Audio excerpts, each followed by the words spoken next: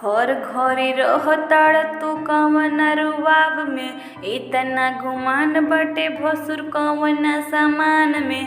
ठीक ना ह भसुर तू आव काबू में, चोरी कर ताड़ भसुर चढ़ल सामान में। देख भसुर दूर से रह तू सहूर से, जिला जवार में फेमस हमर गाँव में। देख भसुर दूर से रह तू सहूर से, बाटे तोहर हाल ई रोज रोज के। सहतानी भसुर कब से तोहर हरकत के, हिलताड़ भसुर जैसे नदिया के पानी।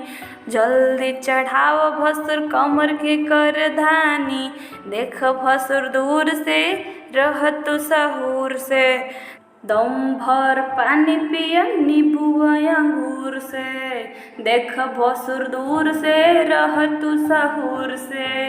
देख भसुर दूर से रह तू सहूर से, जिला जवार में फेमस हमर गाँव में। देख भसुर दूर से रह तू सहूर से।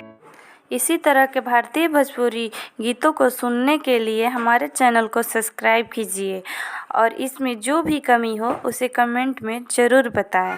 ये वीडियो अगर आपको पसंद आए तो लाइक करें। धन्यवाद।